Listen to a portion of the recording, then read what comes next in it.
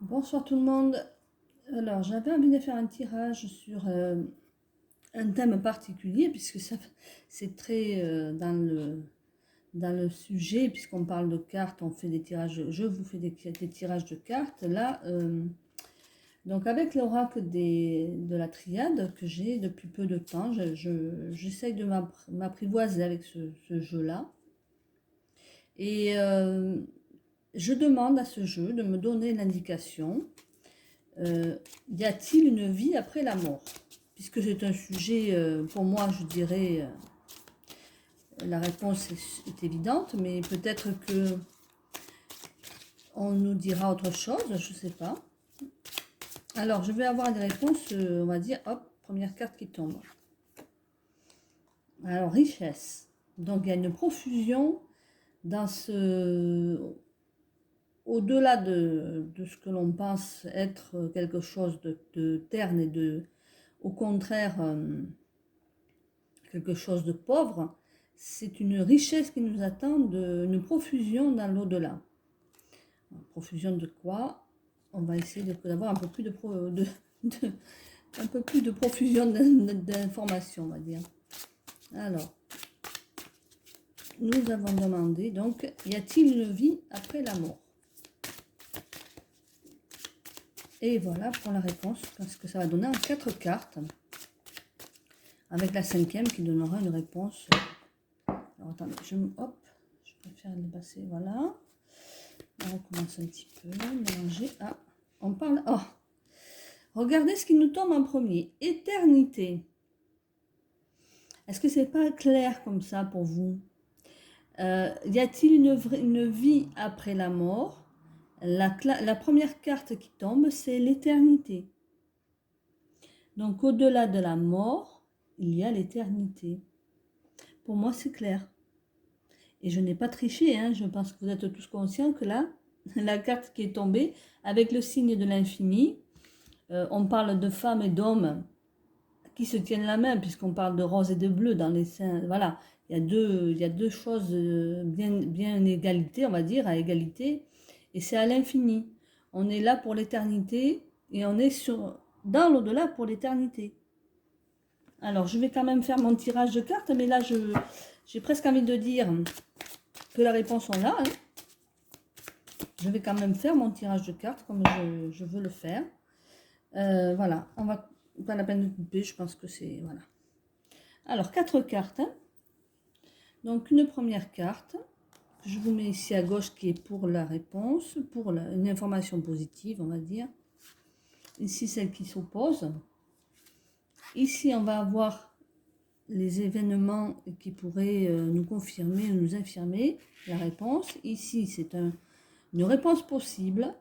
Et on va faire la 4 et la 5e qui sera la vraie réponse, la réponse officielle, on va dire.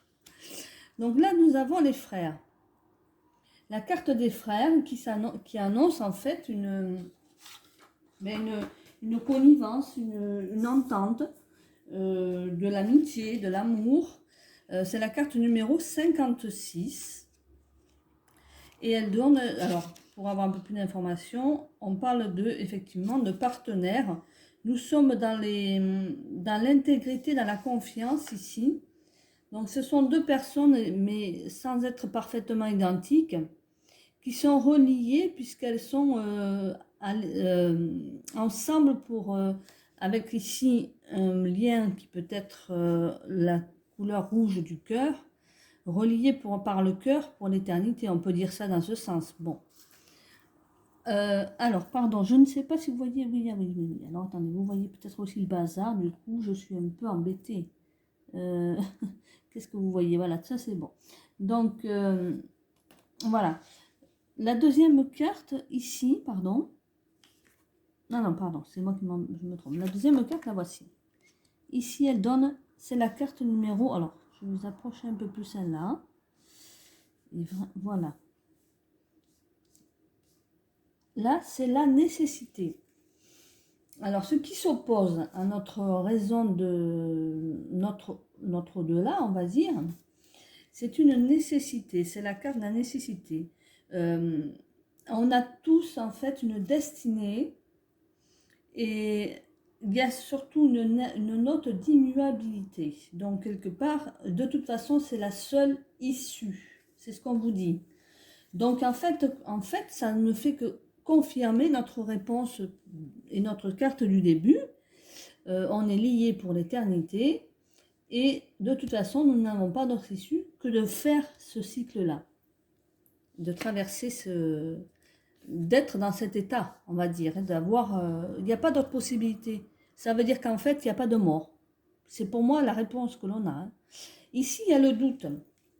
Alors, avec le 27, on a quoi comme carte? La carte 27, c'est une question. Évidemment, on se pose tous. On est dans une confusion, dans l'interrogation ou dans la déstabilisation. Alors, effectivement, lorsqu'on a, comment dire, des questions sur ce plan-là, sur l'après-vie, on peut peut-être se retrouver dans un état de questionnement qui nous bloque, qui pourrait être un passage obligé aussi, dans le sens où ceux qui n'ont pas encore compris certaines choses sur le plan spirituel vont se retrouver dans un questionnement, une confusion qui pourrait les laisser dans un état entre deux et qui pourrait effectivement, dans cette interrogation-là, les déstabiliser. Donc il y a forcément une évolution peut-être. Et là, on repart sur richesse. Vous voyez, c'est encore cette carte qui retombe.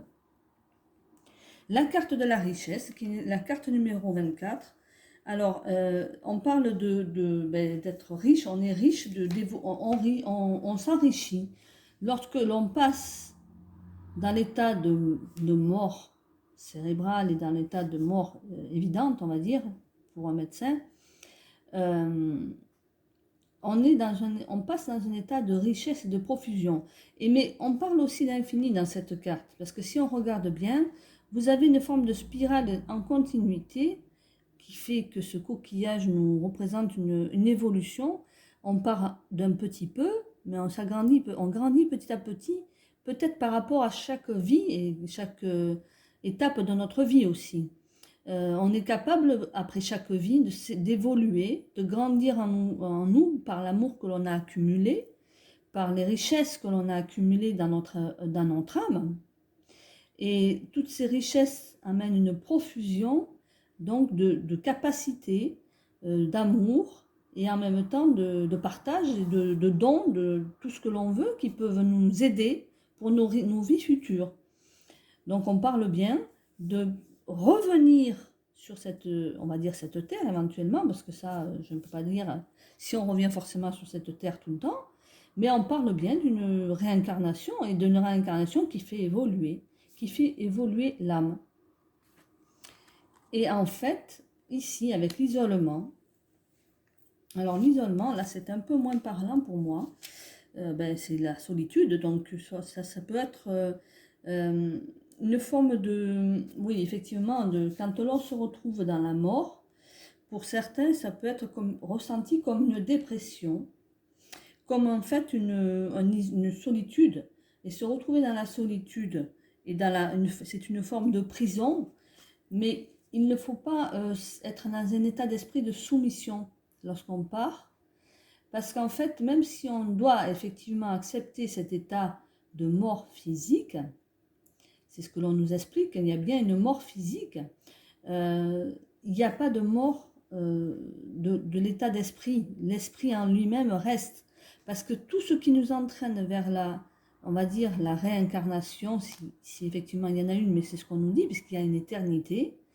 tout ce qui nous amène à nous réincarner, c'est l'amour que l'on se porte, de frère à sœur, de père à mère, donc la tante de n'importe, hein, c'est l'amour profond que l'on a et qui nous lie par le cœur, qui nous amène à être dans la nécessité, on va dire, la nécessité comme je disais tout à l'heure, donc la carte numéro 35, d'être dans l'esprit de revenir, de vouloir revenir, dans une seule issue de revenir, puisqu'on dit que la personne vivante a quitté quelqu'un, a perdu quelqu'un, mais la personne décédée, pour revenir et revoir la personne vivante, se réincarne. On nous dit, c'est une seule issue pour revoir la personne que l'on a aimée.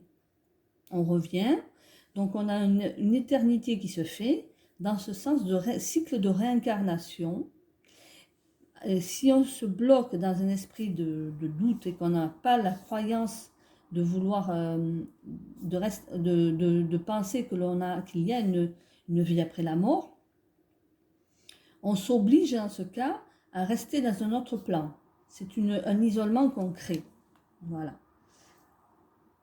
Dans cette, si vous voulez, ça ne nous permet pas d'avoir cette richesse et de comprendre l'évolution de notre âme. Il faut s'ouvrir à cette richesse-là, à cette capacité que l'on a de par le fait qu'on a, on accepte de revenir pour aider éventuellement un autre frère, une autre sœur à comprendre certaines choses, ou des parents à comprendre certaines choses. On accepte de revenir, on accepte que ce soit la seule issue pour nous de revenir, et que pour que le doute se dissipe, de faire comprendre qu'il y a une richesse ailleurs et dans notre au-deçà de la mort, on nous fait comprendre qu'il faut sortir de notre isolement, on nous fait comprendre qu'il faut sortir de cette pauvreté de pensée et de s'ouvrir à d'autres façons de voir les choses, d'ouvrir son esprit, l'ouverture d'esprit. Donc c'est un peu ce qu'on nous fait comprendre, que l'évolution se fait au fur et à mesure que les âmes se réincarnent. Et ça nous amène une profusion de richesses dans tous les tas, sur tous les plans, sur tous les plans. Donc plus on va vers l'évolution, plus on s'oblige à accepter la seule issue qui nous est proposée de revenir, plus on ira vers la richesse et on quittera l'isolement que l'on s'impose quand on a une forme de doute. Voilà pour moi ce que c'est que l'incarnation et la réincarnation, et d'après mes cartes. Merci d'avoir écouté. Je vous dis à bientôt. Et merci pour les pouces. Et abonnez-vous. Au revoir.